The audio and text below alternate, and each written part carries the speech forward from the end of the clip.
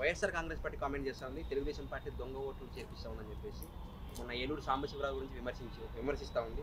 దొంగ ఓట్లు చేర్పించడం ఎలాగో అంటే ఏలూరు సాంబశివరావు గారు చంద్రబాబు దగ్గర పాఠాలు నేర్చుకున్నారు. తర్వాత దొంగ ఓట్లను చేర్పించడంలో వాడుతూ ఓట్లు వేయించడంలో కూడా గురువు చంద్రబాబుని మించిపోయాడు. ఆయన Paruchuru MLA, TDP MLA Sambasivarao గారు అని చెప్పేసి మాట్లాడుతూ ఉన్నారు. మీరు ఎలా చూస్తారు? ఒకటి, వైఎస్ఆర్సీపీ నాయకులు ఏంటంటే ఎప్పుడైనా వాళ్ళ మనసులో ఒకటే ఉంటుందన్న, ఏంటంటే వాళ్ళు చేసే కార్యక్రమాలు ఎదుటోళ్ళపైన జల్లుతారు. వాళ్ళకి అదే పని, వాళ్ళపైన ఉండే బురద ఎదుటోళ్ళకి ఎప్పుడు ఎట్టంటించాలా అని. ఇప్పుడు వీళ్ళు సాంబశివరావు గారి గురించి మాట్లాడుతున్నారు కదా, ఏలూరు సాంబశివరావు గారి గురించి. ఆయన దేశంలోనే బెస్ట్ ఎమ్మెల్యేలో ఒక ఎమ్మెల్యేగా అవార్డు అందుకున్నాడు. ఈ వైఎస్ఆర్సీపీ నాయకులు 151 మంది ఉన్నారు కదా, ఏ ఒక్కడికన్నా అవార్డు వచ్చిందా?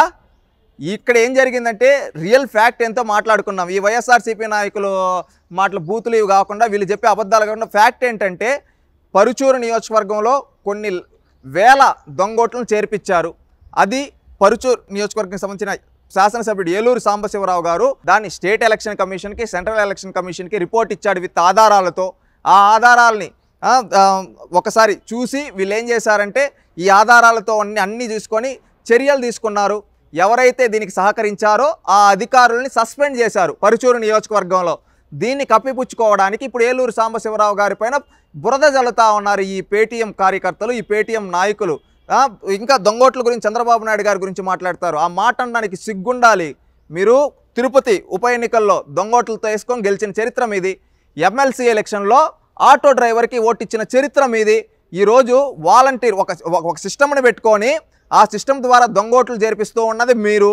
ఈరోజు అవి పట్టుబడి ఈ ఉరవకొండ నియోజకవర్గం కావచ్చు, పరుచూరు కావచ్చు, అద్దం కావచ్చు, ఇలాంటి నియోజకవర్గాల్లో అనేక నియోజకవర్గాల్లో దొంగోట్లతో పట్టుబడి వాళ్ళందరిపైన సెంట్రల్ ఎలక్షన్ కమిషన్ యాక్షన్ తీసుకుంది. రీసెంట్గా తిరుపతి బై ఎలక్షన్స్లో దాదాపు 40-50 వేల పైగా దొంగోట్లు మీరు ఎపిక్ కార్డ్స్ డౌన్లోడ్ చేశారని ఆ రోజు తిరుపతికి సంబంధించిన పిఎస్ గిరీషా గారిని ఈరోజు సర్వీస్ నుంచి సస్పెండ్ చేశారు. అదేవిధంగా చంద్రగిరి నియోజకవర్గంలో కొన్ని వందల దొంగోట్లు ఉన్నాయి. రీసెంట్గా అక్కడ పులివర్తి నాని ఆ నియోజకవర్గ ఇన్ఛార్జ్ చేస్తూ ఉంటే అతనిపైన దాడి చేపిస్తూ ఉన్నారు. ఇది మీ చరిత్ర.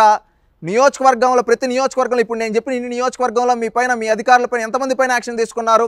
సెంట్రల్ ఎలక్షన్ కమిషన్ డైరెక్ట్గా విజయవాడలో ఆ రోజు మీటింగ్ పెట్టినప్పుడు ఇవన్నీ సమీకరించి వీళ్ళు ఏంటి అని చూసి మీ అధికారులపైన పిఎస్ గిరీషాన్ని సస్పెండ్ చేసింది వాస్తవం కదా? దానికి సమాధానం చెప్పమనండి. పిఎస్ గిరీషాన్ని ఎందుకు సస్పెండ్ చేశారయ్యా?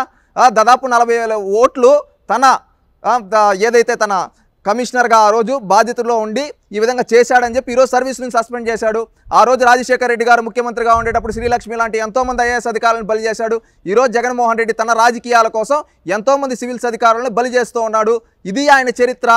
ఇంకా తీస్తే చాలామంది ఎంతోమంది అధికారులను జగన్మోహన్ రెడ్డి గారికి సహకరించి నష్టపోయారు. నేను ఈరోజు చెప్పేది ఒకటే, రాష్ట్రంలో ఉండే అధికారులందరికీ మీ సర్వీస్ అనేది 30 ఏళ్ళు 25 ఏళ్ళు ఉంటుందయ్యా.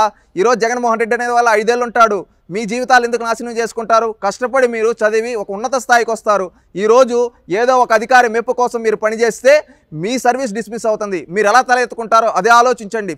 ఇంకొకటి ఫైనల్గా నేను చెప్పేది ఒకటే, ప్రజాస్వామ్యంలో ఓటు అనేది ఒక వజ్రాయుధం లాంటిది. ఆ వజ్రాయుధంతో మనం ఎవరినైనా సంహరించవచ్చు, ఎవరినైనా గెలిపించవచ్చు. అలాంటి వజ్రాయుధం లాంటి ఓటును ఈరోజు అపహేళన చేసే విధంగా ఎవరైతే ఉన్నారో వైఎస్ఆర్సీపీ నాయకులు ఈ విధంగా దొంగోట్లు చేర్పిస్తున్నారంటే వీళ్ళు ఎవరు గెలుపోవటములు పక్కన పెడితే వీళ్ళు ముందు ప్రజాస్వామ్యాన్ని హేళన చేస్తూ ఉన్నారు. ఇలాంటి వాళ్ళ మనకు ప్రజాస్వామ్యంలో కావాల్సింది. ఒక బాధ్యత గల యువతగా ప్రతి ఒక్కరూ ఈ దొంగోట్లు ఎవరైతే చేర్పిస్తున్నారో వాళ్ళపైన మనం పోరాడాలి. ఈ వైఎస్ఆర్సీపీ నాయకులు ఈరోజు మీరు చెప్పినట్టు నిజంగా తెలుగుదేశం పార్టీ వాళ్ళు దొంగోట్లు చేర్పించుంటే ఈ రోజు వరకు ఎందుకు యాక్షన్ తీసుకోకుండా ఉంటారు? వీళ్ళు చేస్తూ ఉన్నారు. వీళ్ళు చేస్తూ ఉండేది కప్పిపుచ్చుకోవడానికి ఈరోజు ప్రత్యర్థులపైన బురద జల్లుతూ ఉన్నారు అంతే. ప్రజాస్వామ్యంలో ఓటు అనేది ఆయుధం. ఆ ఓటు అనే ఆయుధంతోనే రేపు జగన్మోహన్ రెడ్డిని భూస్థాపితం చేయడానికి ఆంధ్రప్రదేశ్ రాష్ట్ర ప్రజలు ఉన్నారు. ఆ ఓటమి నుంచి తప్పించుకోవడానికి ఈ విధంగా దొంగోట్లతో ఒక డ్రామా ఆడుతున్నాడు ఈ సైకో సీఎం. అందుకని ఈ సైకో సీఎం అని బుద్ధి చెప్పడానికి రేపు ఈరోజు ఇదే విధంగా సెంట్రల్ ఎలక్షన్ కమిషన్ కూడా ఇప్పుడు వచ్చిన ప్రతి ఓటును మళ్ళీ క్రాస్ చెక్ చేసి without the help of the state influencers central నుంచి అధికారులను పంపించి వాళ్ళ ద్వారా తెలుసుకొని దీంట్లో ఏమన్నా ఉన్నా దొంగోట్లు ఇలాంటివి ఉన్నా అవుట్ని తీసేసి నిష్పక్షపాతంగా ఎన్నికలకి 2024లో ఎన్నికలు జరగాలని కోరుకుంటున్నాం. ఆ ఎన్నికల్లో ప్రజాస్వామ్యబద్ధంగా ప్రతి ఒక్క యువత మన బాధ్యతగా తీసుకొని ఓటేయాలి. ఈరోజు సినిమా ఏదన్నా బిగ్ బాస్ షో ఇంకేవో కొన్ని షోల్లో ఏదన్నా ఓటింగ్ పెడితే అవుట్లో ఓటింగ్లు వేస్తారు యువత. నువ్వు ఓట్ వేయాల్సింది టీవీ షోల్లో కాదురా నాయన, ప్రజాస్వామ్యంలో పోలింగ్ బూత్లో జరిగే దాంట్లో నువ్వు ఓట్ వేస్తే రాష్ట్రం దేశం బాగుపడుతుంది. దాని విధంగా ఆలోచించి ప్రతి ఒక్కరూ ప్రజాస్వామ్యబద్ధంగా జరిగే ఎన్నికల్లో మన బాధ్యతగా తీసుకొని ఓటేయాలి. ధర్మం వైపు నిలబడాలి. ధర్మం వైపు నిలబడితే ఆ ధర్మమే మనల్ని గెలిపిస్తుంది. లేదు ఈరోజు ఏదో ఒక 100 రూపాయలు ఇస్తాడు, ఆ 100 రూపాయలకి నేను ఆశపడతాను, ఈరోజు నాకు వచ్చేస్తుంది అనుకుంటే నీ జీవితం నాశనం అయిపోతుంది. నీ దేశ తలరాత, నీ రాష్ట్ర భవిష్యత్తు అంధకారంలోకి వెళ్ళిపోతుంది. అది గుర్తుపెట్టుకొని ప్రతి ఒక్క యువకుడు, యువతి రేపు రానున్న 2024 ఎన్నికల్లో ధర్మబద్ధంగా జరగాలి. దాంట్లో నిష్పక్షపాతంగా ప్రతి ఒక్కరూ మీ ఓటుని వినియోగించుకోండి. ఇది మన బాధ్యత. ప్రజాస్వామ్యంలో మనకుండే ఆయుధం ఓటు. ఆ ఓటుతో మనం ఉపయోగించుకొని మన ప్రజాస్వామ్యాన్ని కాపాడుకుందాం.